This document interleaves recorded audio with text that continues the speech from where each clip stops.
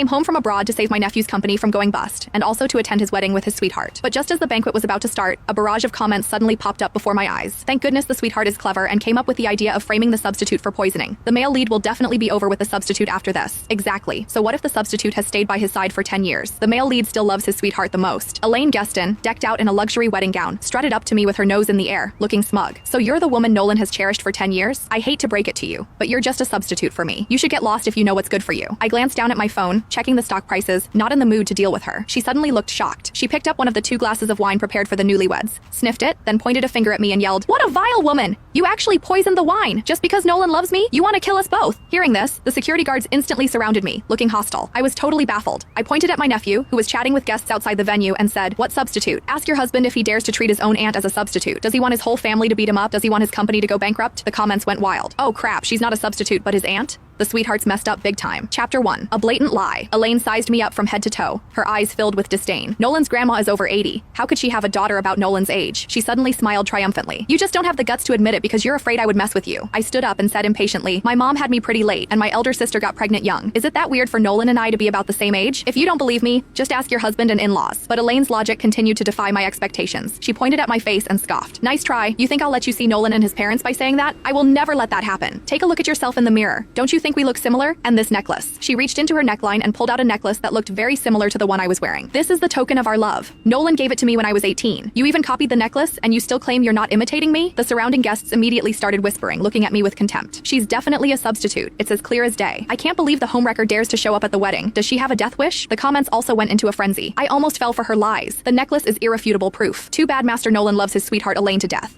The substitute is just humiliating herself. I rolled my eyes so hard my pupils almost reached the back of my head. I designed that necklace years ago. The first one I made was flawed, and Nolan begged me for it to give to Elaine. The one I wore was the completed final product. As for the 2 of us looking alike, I gazed at Elaine with disdain. Has it never crossed your mind that maybe I influenced Nolan's beauty standards growing up, so he fell for someone who looked like me? After all, he's always thought I looked pretty. In a sense, you're my substitute. Elaine refused to believe a single word I said, and just thought I was being delusional. She looked at me with a hint of arrogant pity. I know you must be really frustrated because you stayed by Nolan's side for 10 years as a substitute for me, but he's now marrying me. Even so, you can't resort to poisoning our wine to kill us both. I frowned and was about to say something when I was interrupted by a woman's wail. My poor daughter. You haven't even married Nolan yet, and someone's already trying to poison you. She was a middle-aged woman who wore a designer coat but still exuded a crude vibe. She was Elaine's mother, Sandra. I took a deep breath and, out of respect for her being an elder, suppressed my anger and explained, I didn't poison any. Before I could finish, Sandra's tear-stained face shifted instantly to a fierce expression. She turned to me and yelled, "Oh really? You didn't poison the wine, huh? Then drink it. If you drink it, we'll believe you." I almost laughed out loud. What a setup. First, Elaine established the narrative that the frustrated substitute wanted to poison her and Nolan because Nolan was marrying someone else. Then, Elaine's mother stepped forward